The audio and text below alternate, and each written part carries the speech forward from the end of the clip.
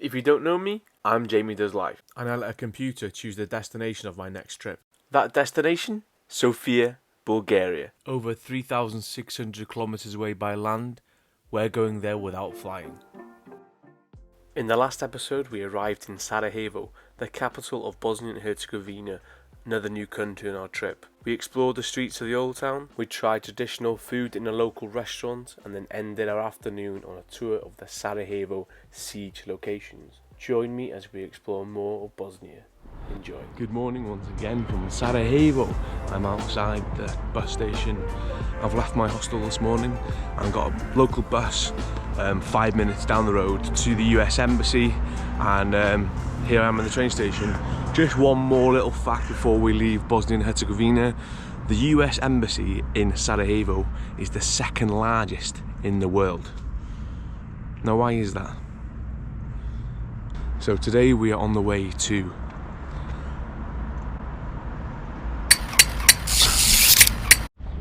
and there we go, just a short walk from the bus station is the railway station. Like I said yesterday, today we're going south to southern Bosnia and Herzegovina to a town called Mostar. Now Mostar is known famously for its picturesque bridge. And now am I only going for that bridge? Of course I am. The ticket on the train is around €7 and it takes 2 hours to get there. Only 2 of them leave a day, 7:15 AM and then 16:15.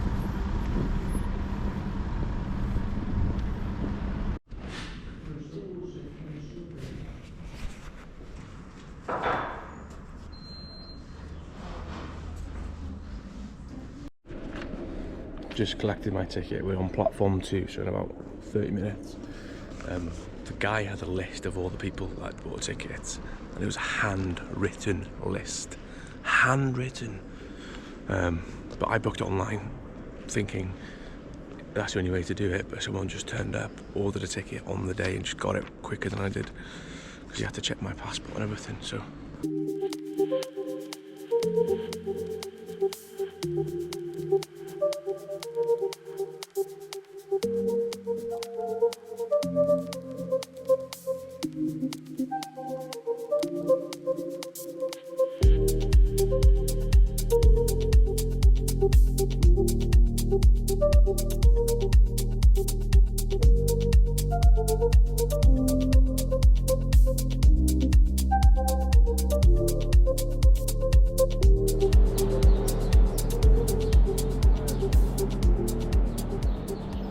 Good morning from Mostar, Bosnia and Herzegovina.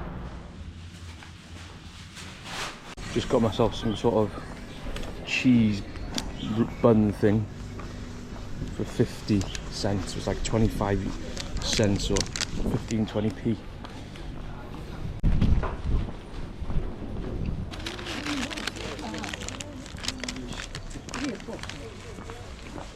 It's not too bad actually.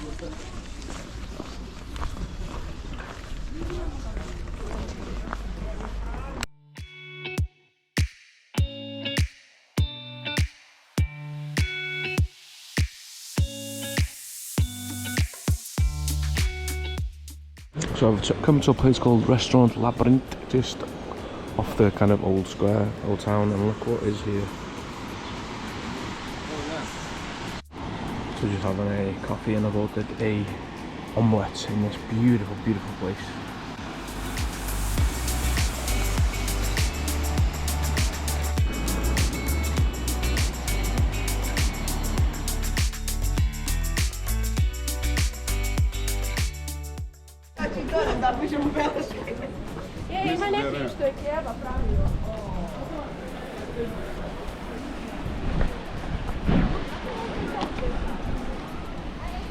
That's where we just had some breakfast there. Total came to 12 mark, which is just over £5. I also gave him €1.50 tip, because I didn't have any spare marks on me, and he also took a photo. But it's quite interesting to know that people jump into this water off this bridge. There's diving boards there as well.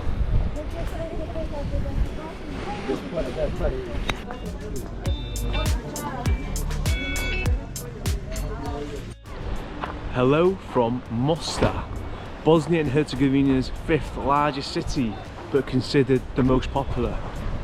But why? Well, this is why. The Starry Most. Mostar is named after this bridge, built in the 16th century by the Ottomans, destroyed during the Bosnian War. Now a UNESCO World Heritage Site. This is Starry Most, the star attraction of this town. But beyond the bridge there is lovely things to see here. The river, the small streets, the bazaars, the mosques, the churches. It's quite obvious to see why this is the most popular town.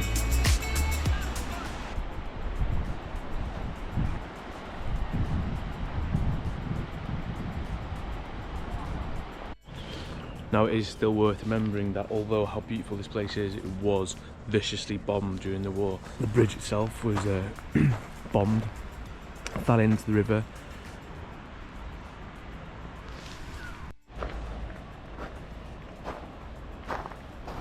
One thing to point out is that there's restaurants absolutely everywhere, all with lovely outdoor seating areas looking over the rivers and the various bridges here.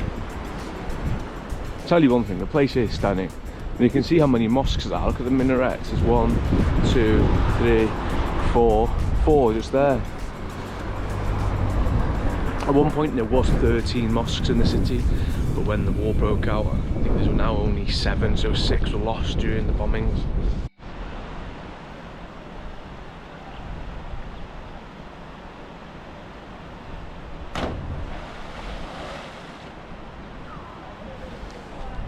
Like I was saying earlier, people do jump off the bridge itself, and I showed you the diving boards.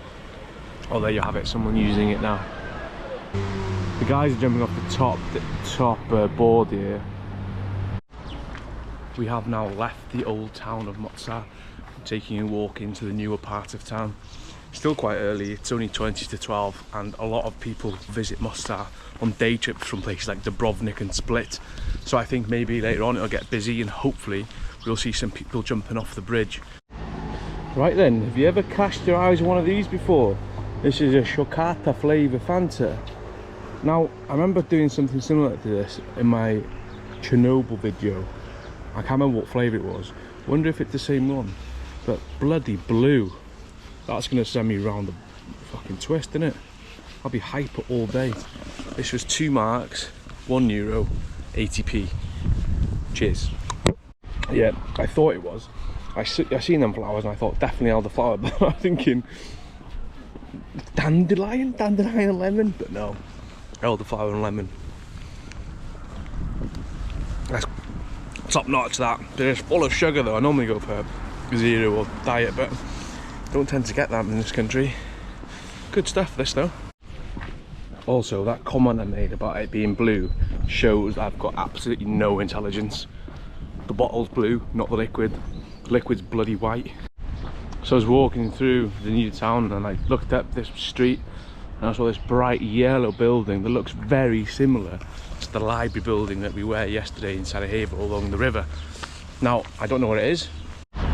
This is the Mostar Gymnasium. That's a very fancy gym. Just off these main roads in Mostar, I'm on a park and there's just these abandoned buildings all here. You can see the gymnasium in the background over there.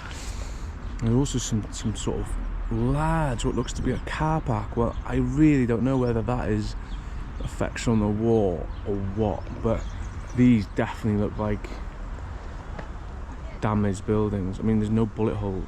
Actually, are they bullet holes there? Don't know. But everywhere here is just damaged buildings.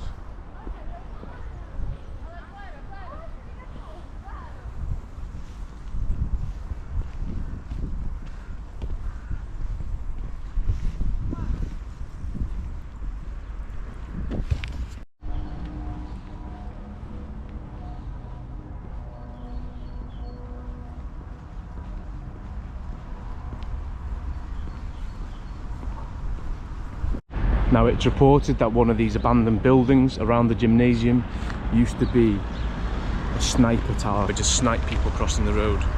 Now, yesterday on the tour, the guide told us that outside of the siege boundary, Serbian forces, 300 snipers would sit in the tower blocks sniping people down a place called Sniper Alley.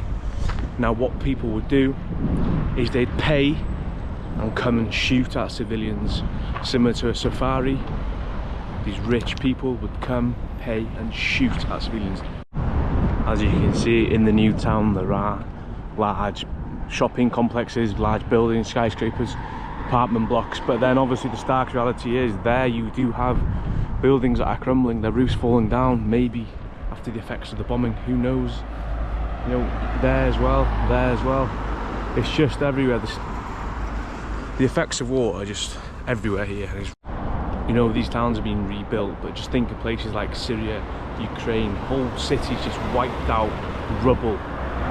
You know, this is what this place was once like.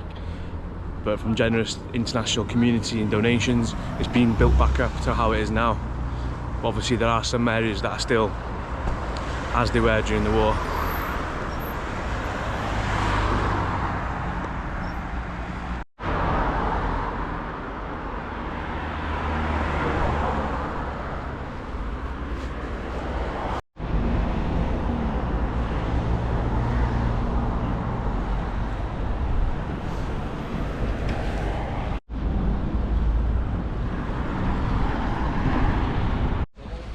You can see this apartment block has got people living in it now.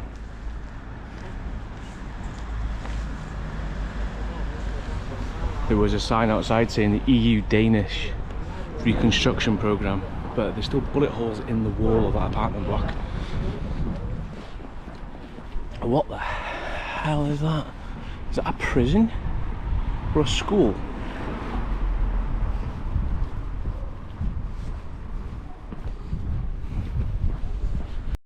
Yep, that's a prison.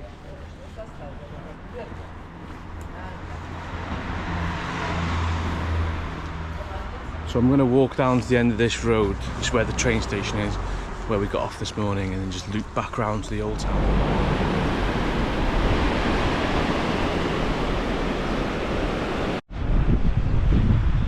Yeah, that's the railway station there. This is the bus station where I will be later. My bus leaves 7:30. I have no idea what this is. It's just some big lump of concrete with all kind of murals on the side. Another mannequin or plaster Paris person just hanging there as well, like the little girl on the swing.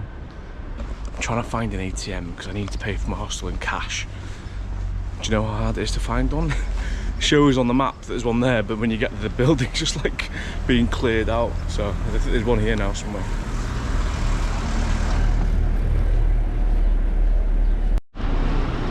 See what I mean? It says bank there, but there's nothing there.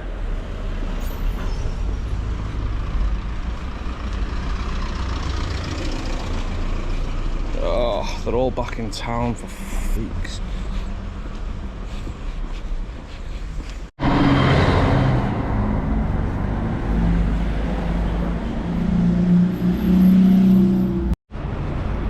Okay, slight issue. Found the cash machine, put my card in, requested the money, accepted that it was going to cost me 10 marks fee, which is like €5. Took the card, no cash. So normally with Monzo you get an instant notification to say if money comes out of your bank, but obviously with my airplane mode on I cannot see any notifications. So now I've got to go back to the hostel, connect to the Wi-Fi, see if the money went out of the account, and if it did, complain somehow to say that my money didn't come out. So here is the Museum of War and Genocide Victims in Mostar. I'll learn a bit more about the history of the war in this city as well. Just tasked to move up there with Colonel Stewart, who's personally in charge of the clearance operation.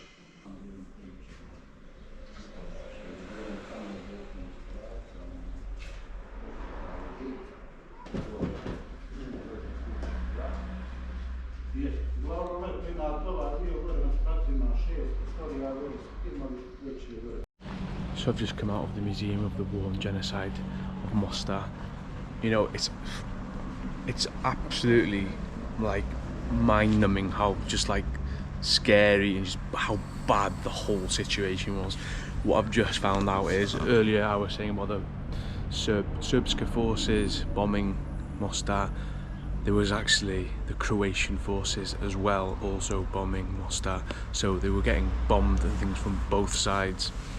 The history between the country, like the ethnic, the split, the Bosniaks, the Bosni Croats and the Bosni Serbs, it's just the history, and trying to understand the whole situation is just so complex and more than I can ever imagine to tell you, so I'm afraid I'm just gonna have to leave it.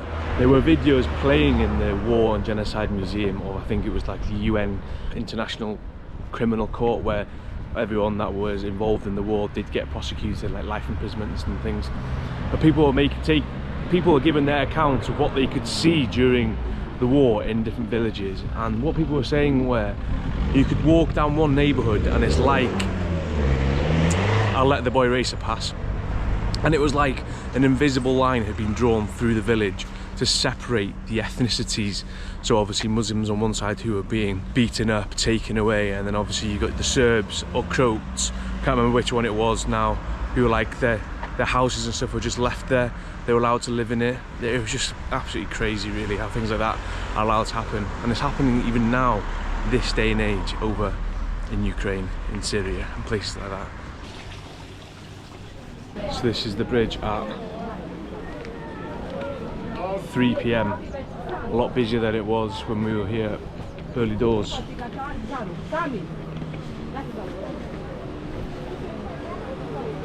Actually, I think that bridge might be a good one to go and get a photo from.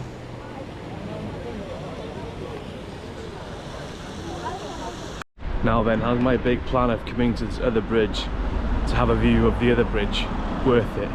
At the moment, no, because I can't see nothing. Also, I've just been watching these guys on the side of the hill. On the side of a hill, steep drop, water beneath, they're just absolutely clearing every bit of rubble into the river. Like, what the fuck? Just loads of shit, they're just like absolutely piling it into the river. Now, in the UK, you have got things like waste regulations which would just not be allowed.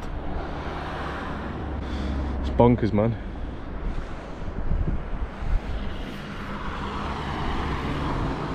Bonkers.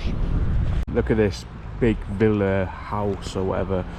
Is that big hole in the side of the building? Is that from a shell hitting it, you know, a tank or something?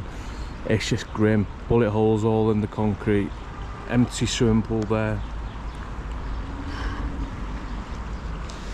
And it's just like this all over the town, and probably many others in Bosnia and Herzegovina.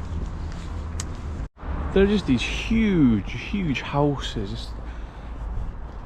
just like shells just laying everywhere. One there, we've just passed one.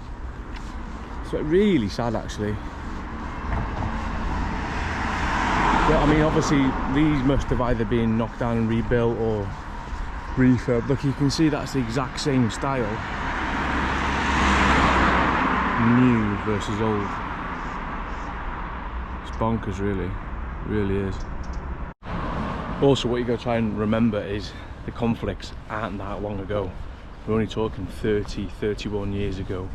Like, I would have been born during the conflict, and just the stories and the photographs in the museums of how mothers had to live with their children in basements while the cities were getting bombed. It's just mental to think. And you know, keep on going back to the point of it's happening now.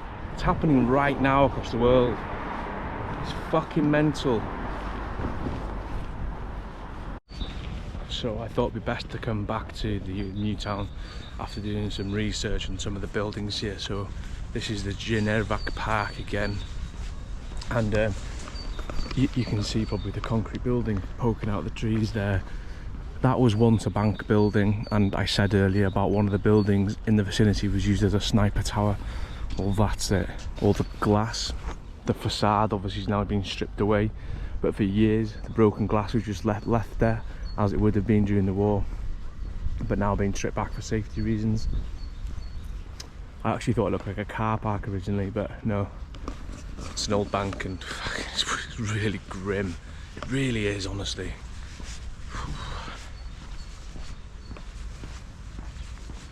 It's people crossing the road, should be sniped at.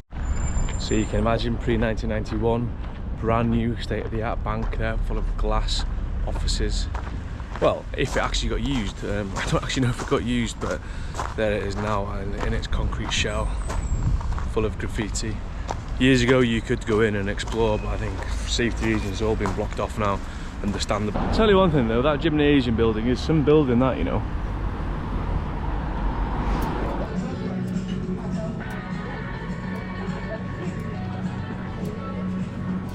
So we've stopped to try out some famous Bosnian coffee and a Bosnian dessert, hermasica. Thank you. Yeah, that's really sweet. It's like a syrup sponge. It's nice. Let's try some coffee then, shall we?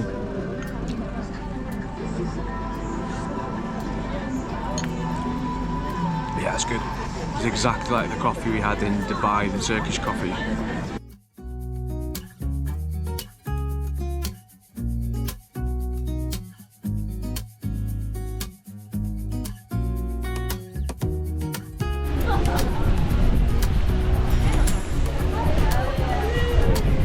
Wonder if there's a Wales flag there.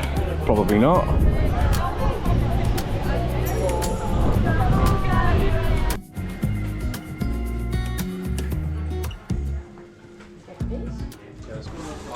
So just buying some gifts to keep in the good books with the missus. I'm not going to tell you how much it cost though, because obviously, hopefully she'll be watching this video.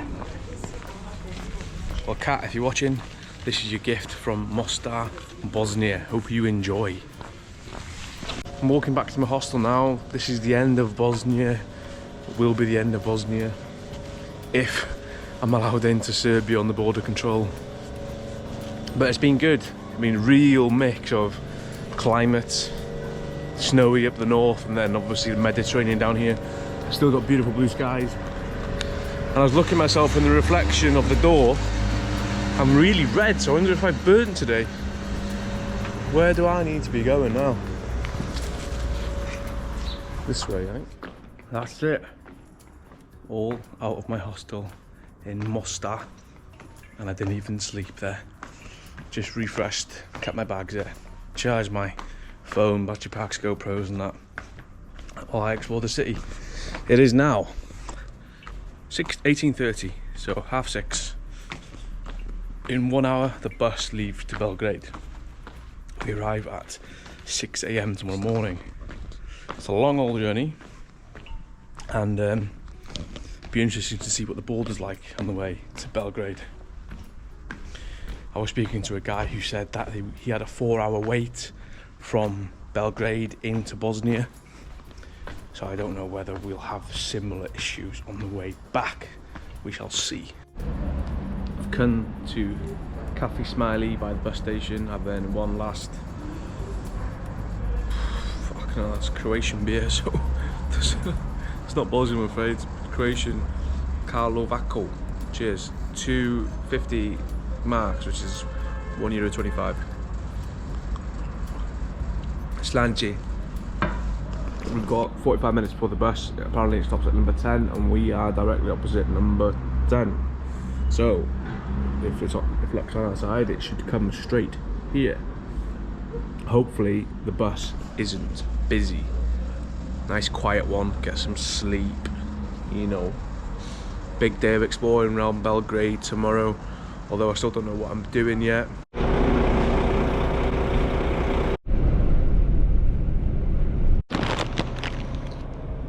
We are 5 hours in, 6 hours to go. This is Visegrád, one of the last stops before we enter Serbia. We have got a border crossing to go.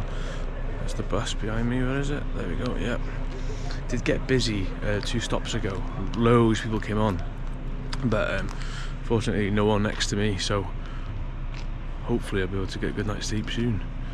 But yeah, it's quite cold out here, so over and out.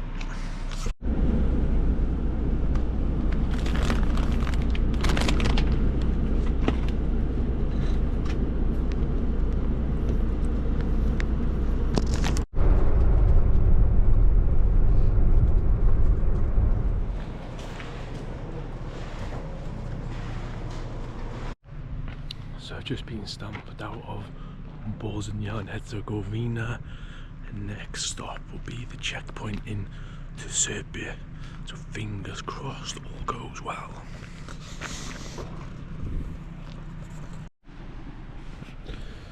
One thing you need to be mindful of is if you've got border crossing in the middle of the night, remember it's going to be cold, so bring a coat, because if you're standing around like me waiting for everyone to go through, because the bus isn't allowed to come until everyone's been stamped through, but then the bus drives through, then everyone gets on. But it's cold now and you just got to hang around waiting for everyone to get checked.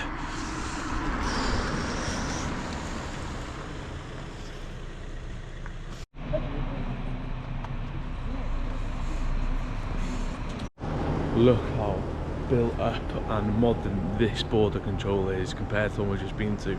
Obviously Serbia in the EU. I was the first one in the queue. No one, basically, because it was so cold the first time, no one wanted to get off the bus, because what people did was a couple of people held back right until the end, until the last person was getting seen, and then they came off the bus, so they went out in the cold. And then as soon as we pulled up to this one, no one wanted to get up. So I started the process and I came off. Oh, it's cold, man. We've got around 4 hours to go to Belgrade, if the timings are all correct. There's the border control map. Now if you ever want to know what a Serbia stamp looks like, that's a Serbia stamp. Sandwiched in between my Fuerteventura and Riga and Amsterdam. Another bus has just arrived in the opposite direction, so maybe people doing the return journey, or perhaps they're going to Sarajevo.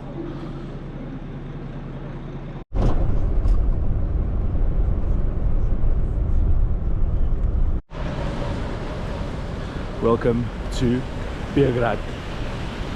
Belgrade, the capital of Serbia. It is pissing it down here, and we've made it in good time. It's 06:07, 8 minutes ahead of schedule. There's a half-hour walk to my hostel. See you in a few hours.